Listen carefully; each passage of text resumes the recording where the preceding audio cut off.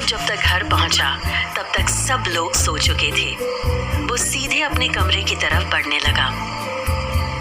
भैया खाना गरम कर दूं? घर की सर्वेंट सुमन ने आरव को रोकते हुए कहा। नहीं, मैंने खाना खा लिया है।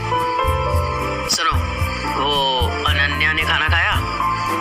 आरव ने तुरंत ही पीछे मुड़कर सवाल किया। जी खा लिया, सुमन ने जवाब दिया। ठीक है। आरव अपने कमरे की तरफ बढ़ गया और वहां पहुंचकर अपने बेड पर पसर गया। अगले दिन ऑफिस पहुंचकर आरव ने जब अपना लैपटॉप खोला तो उसके सोशल मीडिया अकाउंट पर अनगिनत लोगों के मैसेजेस और उसकी आईडी पर भी अनगिनत ईमेल्स पड़े हुए थे। आरव कुछ समझ पाता कि तभी वहां भरत अंकल भागते हुए आ पहुंचे। वो काफी घबराए हुए नजर आ रहे थे। ये सब क्या है आरव? क्या किया है तुमने? इतना कहते हुए भरत अंकल ने आरव के हाथ में अपना फोन पकड़ा दिया।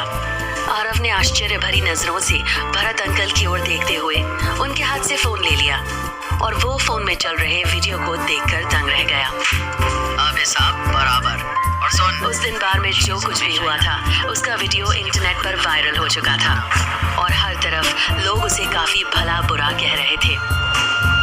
कोई उसे गुंडा तो कोई शराबी तो कोई यहाँ तक कह रहा था कि आरव अपने पैसे के घमंड में लोगों को पीट रहा है।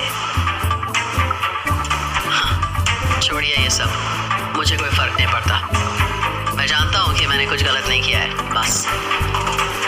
आरव ने फोन वापस टेबल पर रखते हुए कहा। हालांकि अब उसे समझ में आ चुका था कि उसके पास इतने सारे लोगों के मैसेजेस क्यों आ रहे थे। वहाँ हुआ क्या था? तुमने उस बार मैनेजर को थप्पड़ क्यों मारा? भरत अंकल ने परेशान होते हुए सवाल किया। एक तो कंपनी की हालत वैसे भी ठीक नहीं है और इस समय तुम्हारी इमेज खराब होना बहुत बड़ी मुसीबत खड़ी कर सकता है आरव। थप्पड़ नहीं मारता तो क्या करता? औरों की तरफ बैठकर उसकी हरकतें देखता रहता। आरव ने एक लाइन में जवाब देते हुए कहा। ये सब छोड़िए, आप ये बताइए, शादी के लिए कोई लड़की मिली क्या? आरव ने तुरंत सवाल किया। हाँ? भरत अंकल ने हल्की सांस छोड़ते हुए जवाब दिया। 2 लड़कियां आज तुमसे मिलने को तैयार थी, लेकिन ये वीडियो वायरल होने की वजह से उन दोनों ने आने से मना कर दिया। फिर अब? आरव ने अपनी भौहें टेढ़ी करते हुए सवाल किया। अब हमारे पास सिर्फ मोनिका का ऑप्शन है, वो रेडी है। भरत अंकल ने थोड़ा सा कुचाते हुए कहा। मोनिका? आरव ने अपनी भौहें सिकोड़ते हुए कहा। उसे कैसे पता चला कि मैं अब शादी करना चाहता हूँ? पता नहीं, लेकिन अभी हमारे लिए ये जानना इम्पोर्टेंट नहीं है।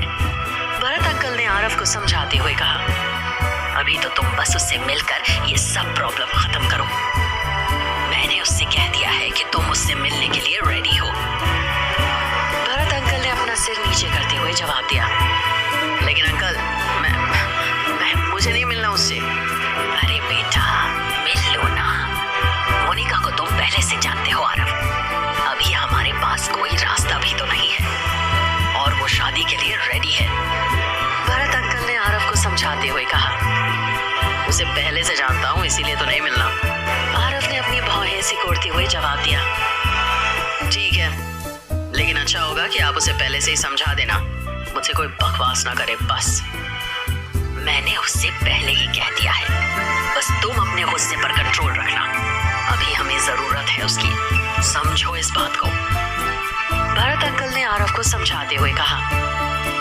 मुझे कोई जरूरत नहीं है मोनिका जैसी लड़की की, तो बिल्कुल भी जरूरत नहीं है। मैं बस आपके कहने पर उससे मिलने जा रहा हूँ। मैं शादी अपनी मुश्किलें कम करने के लिए करना चाहता हूँ, ना कि बढ़ाने के लिए। मोनिका खुद में ही एक बहुत बड़ी मुसीबत है। आरव ने भरत अंकल की ओर देखते हुए जवाब दिया। ठीक है, मैंने ओल्ड स्कूल कैफे में तुम दोनों के लिए शाम 6 बजे टेबल बुक करवा दिया है। भरत अंकल ने आरव की ओर देखते हुए कहा। ओके। आरव ने हामी में अपना सिर हिला दिया और भरत अंकल वहां से बाहर निकल गए। दरअसल मोनिका आरव की एक्स गर्लफ्रेंड थी। 3 महीने के रिलेशनशिप में ही आरव को इतना समझ में आ गया था कि मोनिका आरव को अपने इशारों पर नचाना चाहती थी। ऐसे में उसने खुद को मोनिका से अलग कर लिया। ठीक शाम 6 बजे Aarav Aarav old school cafe पहुंच गया। वहां मोनिका पहले से ही मौजूद थी। आखिर तुम्हें मेरी जरूरत पड़ी गई ना, मोनिका ने मुस्कुराते हुए आरव से कहा। एक बार के लिए आरव उसकी बातों को नजरअंदाज करके उसके सामने चेयर पर बैठ गया। कहा था ना मैंने, मेरे बिना तुम कभी खुश नहीं रह सकते। क्या क्या मतलब है तुम्हारा? आरव ने अपनी भौहें टेढ़ी करते हुए सवाल किया। यही कि अब तुम्हारी डूबती कंपनी को मेरे अलावा और कोई नहीं बचा सकता। अच्छा हुआ तुम्हें अपनी गलती का एहसास हो गया। ओह, इतनी बड़ी गलतफहमी, शाबाश। आरव ने मोनिका को गुस्से से घूरते हुए व्यंग्यात्मक लहजे में कहा। वैसे एक बात तो तुम भूल ही रही हो कि यहाँ पर तुमने मुझे बुलाया है। तुम कभी नहीं बदल सकती। गलती मेरी है जो मैं तुमसे मिलने चला आया। आरव ने अपने दांत पीसते हुए मोनिका को जवाब दिया और फिर वहां से जाने लगा। आरव रुको रुको, सुनो तो। मोनिका ने आरव को रोकने की कोशिश की तो आरव ने उसकी तरफ पलटकर अपने दांत पीसते हुए कहा, एक बात और, ये वहम अपने दिमाग से निकाल दो कि आरव सिंह मेवाड़ कभी तुम जैसी लड़की के आगे झुकेगा। आरव ने गुस्से में उत्तेजित होकर अपनी गाड़ी स्टार्ट की और अभी वो महज कुछ ही दूर चला था कि उसका फोन वाइब्रेट होने लगा। आरव ने जेब से फोन बाहर निकाला तो अचानक से एक झुमका नीचे गाड़ी में गिर गया। झुमके को देखकर आरव ने गाड़ी को रोड के किनारे लगा दिया और फिर उसने फोन पर नजर डाली तो पता चला कि उसे मोनिका लगातार कॉल कर रही थी।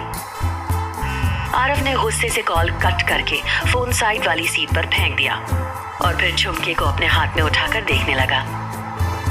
उसका ध्यान बाहर रोड की तरफ गया तो उसे एहसास हुआ कि इस टाइम वो उसी जगह पर खड़ा है जहां उसने कुछ दिन पहले रागिनी को ड्रॉप किया था। उसने कुछ सेकंड उस झुमके को बड़े ध्यान से निहारा और फिर जैसे ही उसने गाड़ी का गियर बदलने के लिए अपना हाथ आगे बढ़ाया वैसे ही उसके कानों में कुछ शोर सुनाई दिया। खाली करो इसे, निकलो यहाँ। ये शायद किसी के चिल्लाने की आवाज थी।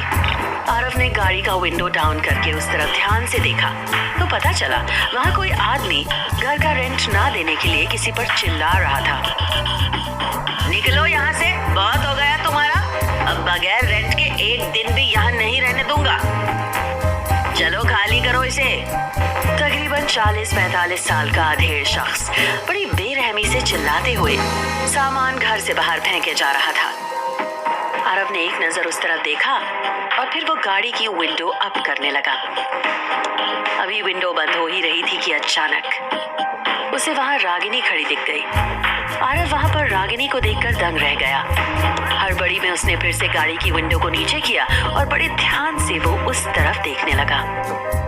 अब उसे कंफर्म हो गया था कि वो शख्स जिसके ऊपर चिल्ला रहा था वो कोई और नहीं बल्कि रागिनी थी। क्या आरव और रागिनी की किस्मत में है फिर से मिलना? और कैसे बचाएगा आरव अपनी डूबती कंपनी को? जानने के लिए सुनिए